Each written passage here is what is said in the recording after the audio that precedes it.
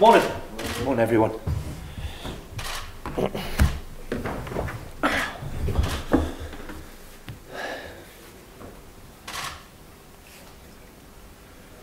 Ready when you are, Emily and Steve.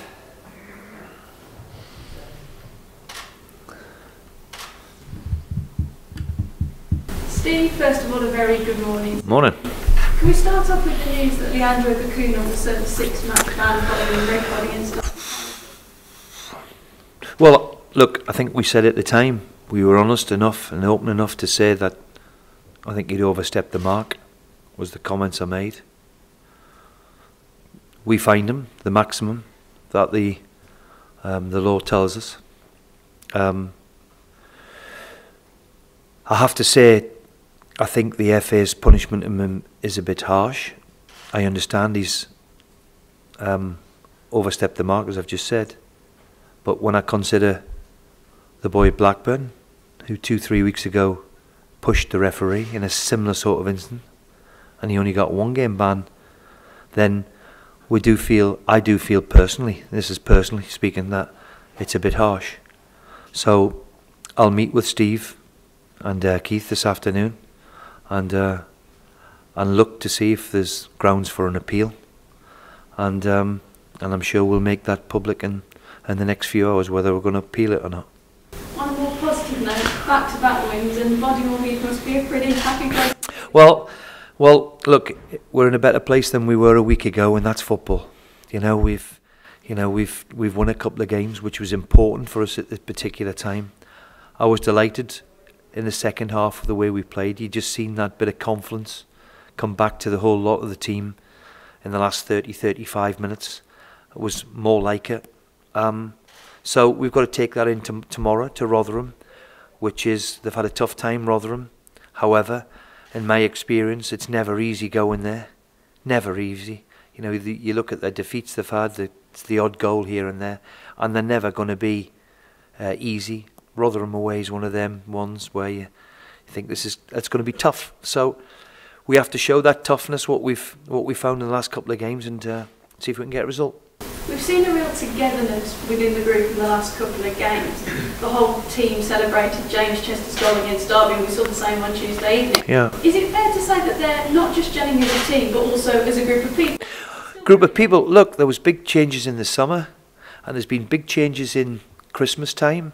So, there's a lot of new people come to the club, and, still there's still half a dozen of them living in hotels, which is never easy. So the longer you're a team together, and of course you win a few games, then that spirit, that bond, that friendship, you become part of a team again. And I think that's vitally important, that we create that spirit. And it was good to see them all, to celebrate. We haven't scored very many, so it was good to see them all celebrate, and rightly so. As a team, that's what a game of football is. So we'll work. There's little things you can do and work on bringing them all closer together. And the more you work in the environment, and the more wins you have, brings that little bit of spirit, which is vitally important. Now, Villa last won 3 league games in a row back in April 2010.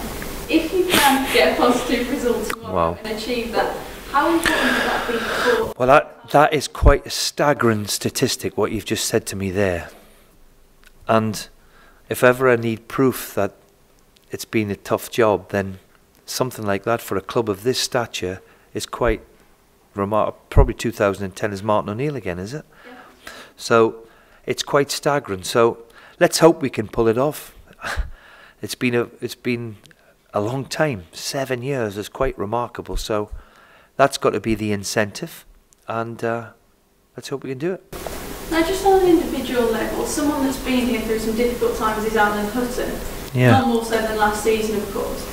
How important has he been in your last 2 games? Well, he's not just been in 2 games. Since I've been here, he's picked himself, really. He rises to the challenge all the time of, I don't know how many right backs he's seen off. And it could have been quite easy when we brought in somebody like James Bree for him to say, oh, this is not right, and this is not.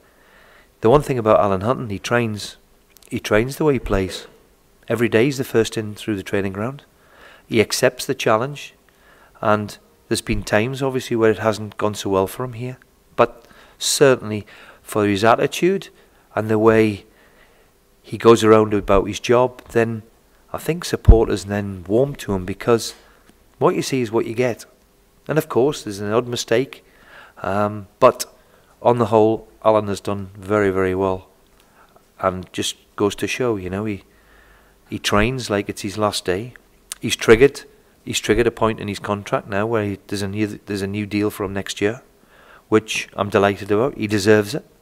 So he's played a big part. And your goalkeeper, Sam Johnston, 2 clean sheets in his last 2 games. That's a big confidence. Yeah, and he just at the right time pulls off a great save. You know, we nearly conceded within a minute after we scored the other night, and his save, where he pushes onto the bars, is a really, really top-class save. So he's a young lad who's just still learning. But I think what we're starting to see is now a maturity in him, where he's gained from, of course, there's been a couple of mistakes, which you're going to expect when he's a young goalkeeper. I expected that. But he's certainly a very talented goalkeeper. And there's no more enjoyable thing for him. I mean, when you look at the previous 2 games, the goals, he couldn't do anything about. He never had to make a save apart from pick the ball out the back of the net. That's the worst scenario for a goalkeeper. So 2 back-to-back clean sheets, he'd be delighted with that. And just finally on the injury front, both Gary Gardner and Andre Green had to come off in the week. Yeah. Gary's is not as bad, but he'll not make the weekend, I wouldn't have thought. He's twisted his ankle after 30 seconds. Greeny's is the awful one. I think that's going to be at least a month, I would have thought. He's nicked a hamstring. We've had our fair share of injuries so far. I think we are now really down to the bare bones in that respect, which is disappointing. You know, injuries and suspensions is hugely disappointing, but that's why we have the squad we have. Thank you very much, Steve. All the best. Thank you. Thank you all. Steve, we said before Derby, you know, we said, what can you do after Newcastle to turn this round and look at mistakes and stuff? And you said, in the old days, we'd have gone for a pint, so you can't do that. Go for a pint. No, we didn't. I think the most important thing is, look, is sometimes you can all try too hard, and what we tried to do was just take the reins off them a little bit. They're all trying too hard, so you need it. Nothing really changes. I don't think you can change. Maybe you can try and relax them a little bit, possibly. But look, you need a result. The result is the one that turns everything round, creates a spirit, creates the atmosphere that you're looking for. And of course, the new lads who've just come into the club, it's the first time in a month that they've seen it. So it's been a good couple of days, but we now must capitalise on that with the next 2 games coming up. And they won't be easy for different reasons. Rotherham, away from home, is never ever easy. And of course Huddersfield is having a remarkable season. And how often have we seen a not a fancied club go and romp through the division? And that'll be a tough nut to crack as well. And lastly, earlier just through that stat that you were saying, so I've thrown quite a few stats at you since you got in. Well, I think what it tells me is of how hard the job is, because for a club of this stature to win 3 games back to back and not done it for 7 years is quite remarkable, really. So that's where we are. That's why I'm sitting here. I'm relishing the challenge. It's going to take time, as I keep saying, but given time, we will turn it round. We will get better, and hopefully we'll end that stat, and hopefully that goes with tomorrow. So you knew it was a big task coming in. Yeah, and look, you never get a job. Well, not very rare. When you usually get a job when the club's in trouble. But obviously, with this one, looking from afar, all you have to look at is the number of managers in the last 2 years to understand how difficult a job it is. But look, I couldn't wait to get here. It was the big job that I didn't think was going to come, and the one that I took early because I was going to have 12 months out. and that only lasted 3 months because this club came calling. So I'm delighted to be here. There's good people here now who are all desperate to turn the club round, and we will do it. Allowing for suspensions or injuries, how close are you now in your own mind knowing your best team? Starting 11?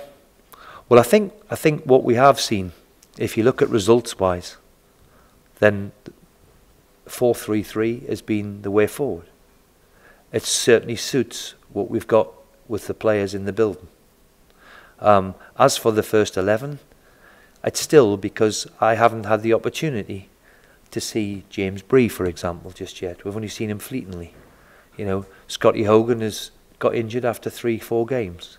So I've got an idea what I think is my best team, but to be brutally honest with you, you know, with injuries and suspensions, what you get, it's very, very rare that you think this is your best team.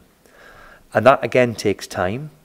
What I did do was went back to results of when we first came in, and when I first analysed the club was I didn't think we could play 4-4-2, for example, because of the personnel that we had.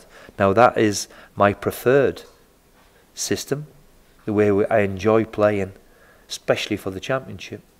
But for what we've got at the moment, I don't think it suits us. So we've adapted a system which I think suits us better, and certainly when you look at results and the way we are at the moment, we'll stay that way for the time being. I mean, obviously the Rotherham game, everyone sort of expects you to win it on paper. Of course. But it should be fantastic if you can get 3 wins on the bounce. So have you had to do much work with the players this week, sort of on a psychological level? So well, the work starts, because of the nature of the Championship, we've just had 2 games in 4 days, and I give them a day off yesterday because I think they deserved it. So we will be telling them today, the preparation starts today for Rotherham. We know that if we go there and just think we're going to turn up and we'll roll over them, that ain't going to be the choice in the Championship, especially going away to Rotherham. Never easy. I remember going there last year with Hull, got turned over by them. So it can happen, you know. Yes, at the bottom of the league, but we can see all the teams at the bottom. Wigan, for example, I think are 10th over the last 8 games. They're 10th in the form line. So it's never easy. Burton are making a fist of it. Rotherham away is never going to be easy. So we have to be mentally right to take on the challenge.